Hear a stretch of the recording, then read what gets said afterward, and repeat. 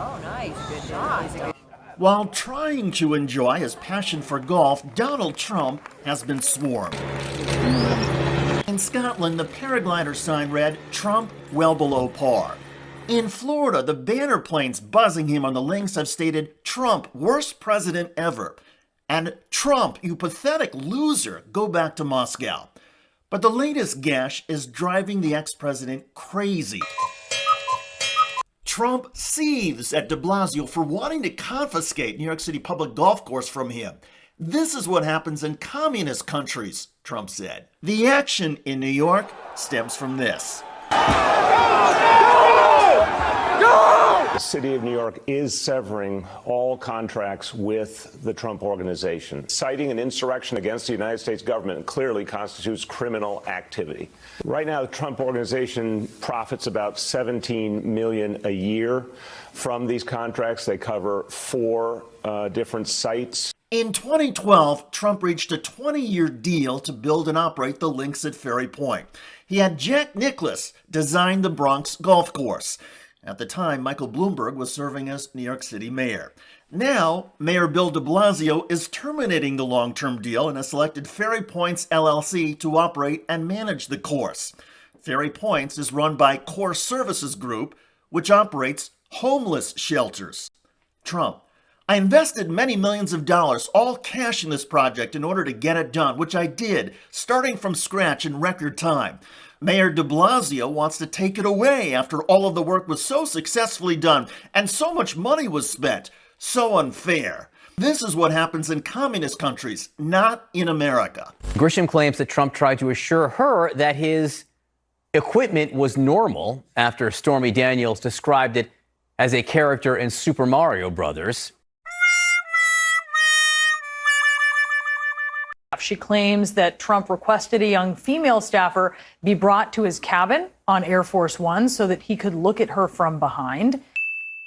Grisham also says that Trump lost it over Melania Trump's infamous "I really don't care, do you" jacket after a trip to visit migrant children at the border during the family separation scandal. You know, who gives a about Christmas stuff and decoration, but I need to do it, right? The former First Lady tried to embarrass Trump after the Stormy Daniels scandal broke, whether it was walking into events with handsome military aides or it was telling Grisham to remove the word "wife" from statements. She says Putin also coughed a lot, trying to rile up Trump's germophobia. A colonoscopy, although Grisham doesn't use the exact word for it, for which the former president needed anesthesia. Grisham says he didn't want anyone knowing because he didn't want to give up power to Mike Pence while he was under.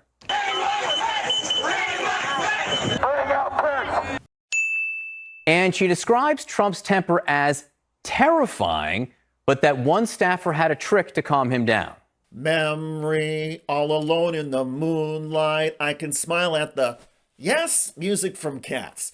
I had to sing it, not play it because of copyright issues. Sorry.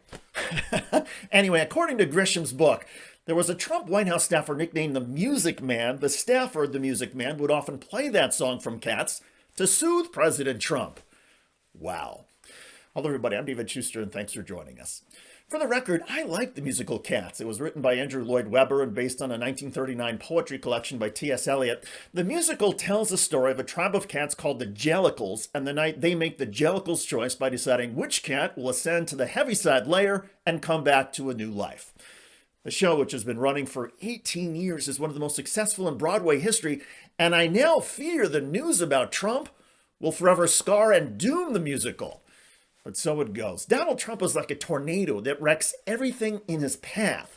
Although in Trump's case, some victims seem to love living or dying in the debris.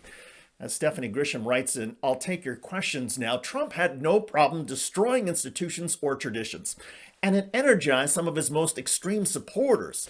And speaking of extreme, Grisham says Trump's loathing for much of the press was more intense than was publicly known. And keep in mind, this is what we saw in public. Terrible person. You shouldn't be working for CNN. Hear What me? did you want Did you him to hear me? Yes, Ask sir. him a question. I will, but I've given you a long answer. Ask this gentleman a question. Don't talk to me that way. You're just a lightweight. Don't talk to me that way. Don't talk to. I'm the president of the United States. Don't ever talk to the president that way. According to Grisham, Trump wanted to permanently exclude the press from the White House. She says Mr. Trump was inspired when he went to North Korea and saw Kim Jong-un's control of the media and distance from the press. As a result, Grisham says Trump repeatedly asked her to ban reporters from the White House, prompting her to reply repeatedly, "I'm working on it." What a presidency.